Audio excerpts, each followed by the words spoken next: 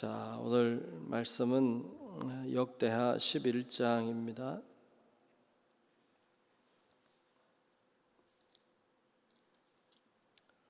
역대하 11장 1절부터 마지막 23절까지 보겠습니다.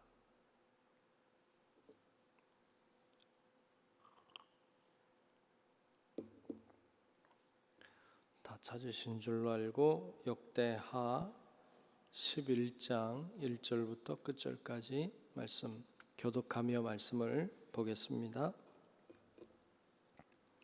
르호보암이 예루살렘에 이르러 유다와 베냐민 족속을 모으니 택한 용사가 18만 명이라 이스라엘과 싸워 나라를 회복하여 르호보암에게 돌리려 하더니 여호와의 말씀이 하나님의 사람 스마야에게 임하여 이르시되 솔로몬의 아들 유다 왕 르호보암과 유다와 베냐민에 속한 모든 이스라엘 무리에게 말하여 이르기를 여호와께서 이같이 말씀하시기를 너희는 올라가지 말라 너희 형제와 싸우지 말고 각기 집으로 돌아가라 이 일이 내게로 말미암아 난 것이라 하셨다 하라 하신지라 그들이 여호와의 말씀을 듣고 돌아가고 여로보암을 치러 가던 길에서 되돌아왔더라. 르호보암이 예루살렘에 살면서 유다 땅에 방비하는 성읍들을 건축하였으니 곧 베들레헴과 에담과 드고아와 벳술과 소고와 아둘람과 가드와 마레사와 십과 아도라임과 라기스와 아세가와 소라와 아얄론과 헤브론이니 다 유다와 베냐민 땅에 있어 견고한 성읍들이라. 르호보암이 그 방비하는 성읍들을 더욱 견고하게 하고 지휘관들을 그 가운데에 두고 양식과 기름과 포도주를 저축하고 모든 성읍에 방패와 창을 두어 매우 강하게 하니라. 유다와 베냐민이 르호보암에게 속하였더라.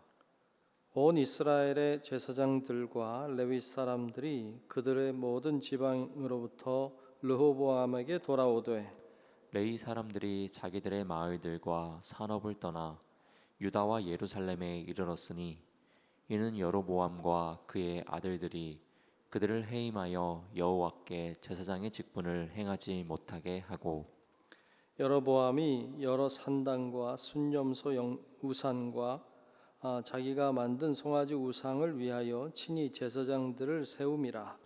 이스라엘 모든 지파 중에 마음을 굳게 하여 이스라엘의 하나님 여호와를 찾는 자들이 레위 사람들을 따라 예루살렘에 이르러 그들의 조상들의 하나님 여호와께 제사하고자 한지라. 그러므로 3년 동안 유다 나라를 도와 솔로몬의 아들 르호보암을 강성하게 하였으니 이는 무리가 3년 동안을 다윗과 솔로몬의 길로 행하였음이더라. 르호보암이 다윗의 아들 여리못의 딸 마할랏을 아내로 삼았으니 마할랏은 이새의 아들 엘리압의 딸 아비하일의 소생이라.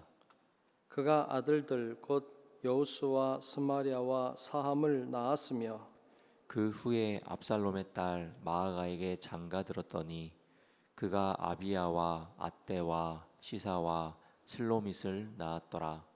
르호보암은 아내 18명과 첩 60명을 거느려 아들 28명과 딸 60명을 낳았으나 압살롬의 딸 마아가를 모든 처첩보다 더 사랑하여 르호보암은 마아가의 아들 아비야를 후계자로 세웠으니 이는 그의 형제들 가운데 지도자로 삼아 왕으로 세우고자 함이었었더라.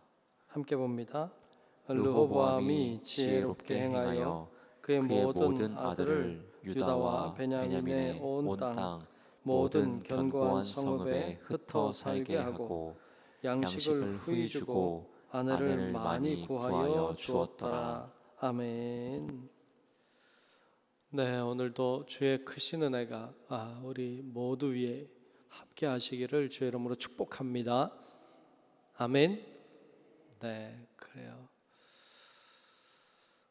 오늘 11장 말씀을 봤습니다. 이제 솔로몬이 죽고 르호보암이 왕이 됐죠. 솔로몬의 아들인 르호보암이 왕이 되긴 했지만 나라는 둘로 나뉘었죠. 우리가 10장에서 보았습니다만 르호보암이 조금 더 좋은 지도력을 가지고 있었다면, 좀 더 백성을 위하는 마음이 있었다면 그럼 얼마나 좋았을까, 뭐 이런 생각을 하죠. 결국 르호보암의 실언으로 인해서 나라가 분열이 되고, 오늘 말씀에 보면 이제 르호보암이 예루살렘으로 쫓겨오죠. 결국 이 유다와 베냐민 지파 두 개의 지파만을 가지게 되고, 나머지 지파는 이제 북이스라엘이 되는 이런 장면을 볼 수 있고요.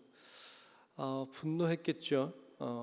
다 자기 나라인데 나눠 가지게 됐으니까. 그래서 전쟁을 하려고 했는데 오늘 말씀 보면 하나님이 말리셨죠.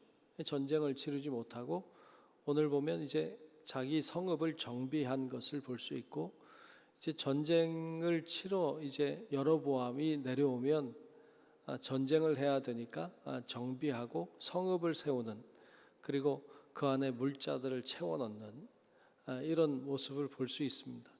그러나 전쟁은 오늘 말씀 안에 보면 이제 일어나지 않은 것으로 보입니다만, 사실 크고 작은 전쟁들이 계속 됐던 것으로 보입니다.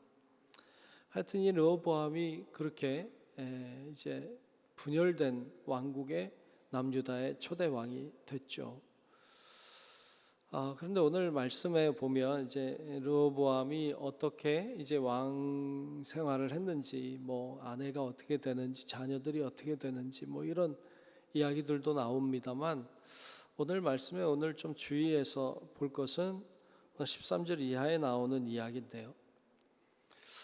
북이스라엘과 남유다로 나뉘어졌어요. 여러분, 이렇게 나뉘어지다 보니까 북이스라엘, 남유다는 이제 다윗의 아들이 왕이 된 정통성을 가지게 되고, 또 중요한 예루살렘 성을 가지게 됐죠. 그런데 북이스라엘은 정통성도 없고, 그리고 예루살렘도 없죠. 그러니까 성전이 없는 거죠. 이것은 여로보암에게, 즉 북이스라엘의 지도자인 여로보암에겐 큰 약점이 됐습니다.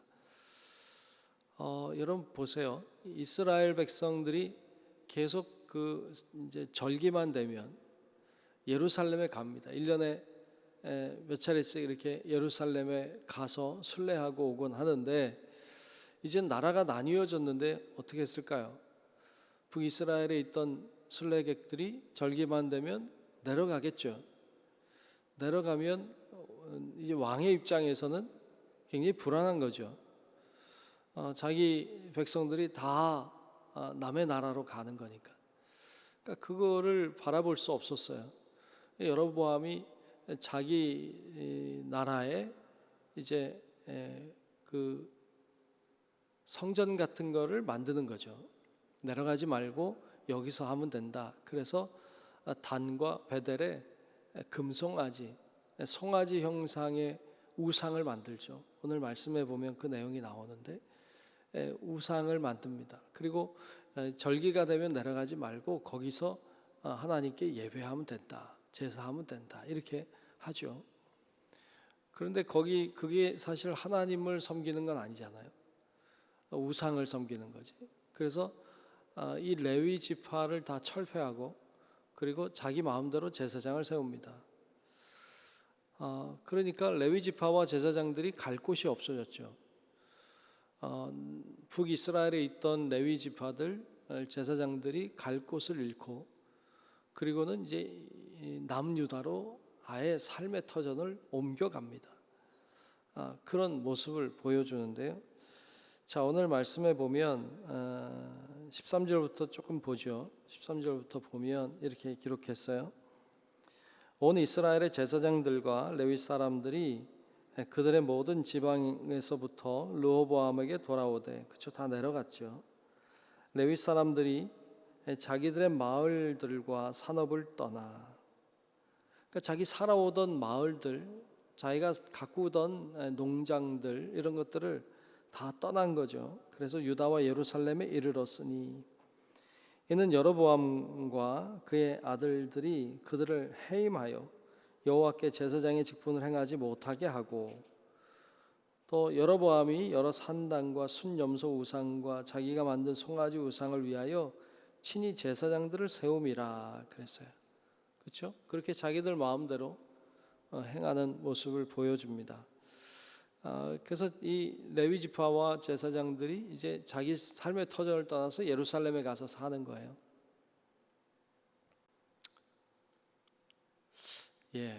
뭐 그게 맞겠죠. 삶의 터전을 포기하고 예루살렘 가서 사는 게 맞겠죠. 근데 거기 가면 삶의 터전이 있나요? 일은 할 수 있겠죠. 하나님을 섬길 수는 있겠죠. 그러나 삶의 터전이 없죠. 그럼에도 불구하고 하나님을 향해 나아가는 모습을 보여주고 있고요. 사실 그 다음 절에 보면 이런 말이 있어요. 14절에 보면 이런 말이 있습니다. 이스라엘 모든 지파 중에 마음을 굳게 하여 이스라엘의 하나님 여호와를 찾는 자들이, 그랬어요. 마음을 굳게 하여 하나님을 찾는 자들, 레위 지파도 아니고 그냥 보통 사람들인데, 하나님을 찾는 사람들이 레위 사람들을 따라서 예루살렘에 이르러 그들의 조상들의 하나님 여호와께 제사하고자 한지라. 레위 지파도 아니고 제사장도 아닌데 그냥 다른 지파에 속한 사람들인데 자기 삶의 터전을 다 포기하고 그리고 남유다로 내려가서 예루살렘에서 하나님을 섬겼던 사람들이 있단 말이죠. 제사장은 그렇다 합시다. 레위 지파도 그렇다고 합시다. 그런데 일반 사람들이 그렇게 했다는 것은 좀 놀랍죠. 그런 생각을 하게 돼요. 우리라면, 나라면 어떻게 했을까, 이런 생각을 하게 됩니다. 하나님을 섬길 수 있다면 삶의 터전을 포기할 수 있을까? 살아오던 집도 포기하고 살아오던 산업도 일하던 것도 다 포기하고 그리고 하나님 앞에 나아갈 수 있을까? 과연 무엇이 우선순위일까? 이런 생각을 하게 됩니다. 잘 살려고 예수님 믿는 거지 이렇게 생각하기가 쉽지 않습니까? 나 잘 되려고 예수 믿는 거지 이렇게 생각하는 게 일반적이지 않을까요? 그런데 여기 나온 사람들은 그렇지 않았어요. 내가 잘 되려고 하나님 섬기는 것도 아니었고, 내가 내 집, 내 산업을 위해서 하나님을 믿는 것도 아니었어요. 그냥 하나님을 섬기는 게 당연하니까, 하나님을 섬기는 것이 옳으니까, 그게 더 중요하니까, 그러니까 집도 포기하고 산업도 포기하고 하나님 앞에 나아가는 모습이 참 성숙하다, 참 훌륭하다, 정말 하나님이 보실 때 참 감동하시겠다, 이런 생각을 가지게 합니다. 정말 우리는 어떠할까, 이런 생각을 돌아보게 됩니다. 여러분, 우리가 하나님 믿는 것은, 물론 또 이렇게 나와서 기도하는 것은 우리의 삶의 여러 가지 문제들을 하나님 해결해 주십사, 또 우리가 기도하는 사람들이 잘 되고자 하는 여러 가지 마음들 있습니다. 그게 결코 나쁜 것도 아니고 잘못된 것도 분명 아니지만, 우리가 좀 깊이 생각할 것은 과연 무엇이 먼저인가? 내가 먼저인가? 아니면 하나님이 먼저인가? 무엇을 더 중요하게 여겨야 되는가에 대한 생각을 하게 합니다. 먼저 그의 나라와 그의 의를 구하라고 하신 주님의 말씀을 기억하고 우리가 하나님을 먼저 생각할 수 있다면, 우리가 먼저 하나님을 위하고 주님을 더 중요한 분으로 여길 수 있다면, 그러면 하나님이 그들을 돌보시지 않겠는가? 하나님이 채우시지 않겠는가 하는 마음이 드는데, 사실 그것이 믿음인 것이죠. 여러분, 우리 성도 여러분들이 오늘도 이렇게 기도하는 자리에 왔는데 우리 하나님 앞에 간절히 기도하되 하나님 우리의 믿음이 더 성장하고 성숙해져서 먼저 하나님의 나라와 의를 구하는 자들이 되게 하옵소서.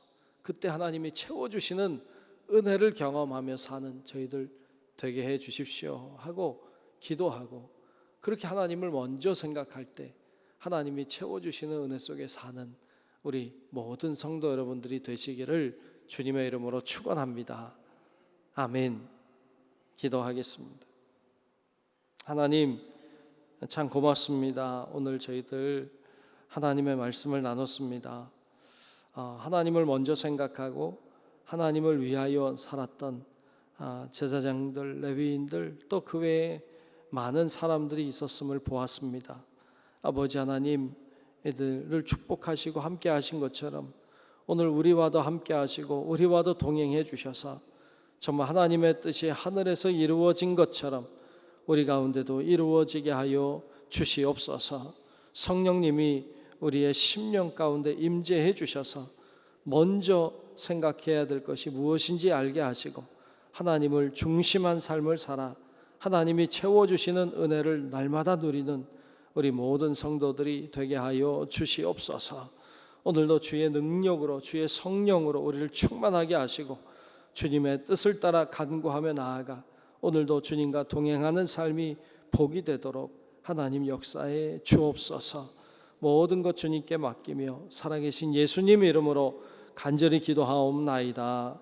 아멘. 하늘에 계신 우리 아버지여, 이름이 거룩히 여김을 받으시오며 나라가 임하시오며 뜻이 하늘에서 이루어진 것 같이 땅에서도 이루어지이다. 오늘 우리에게 일용할 양식을 주시옵고 우리가 우리에게 죄 지은 자를 사하여 준 것 같이 우리 죄를 사하여 주시옵고 우리를 시험에 들게 하지 마시옵고 다만 악에서 구하시옵소서. 나라와 권세와 영광이 아버지께 영원히 있사옵나이다. 아멘.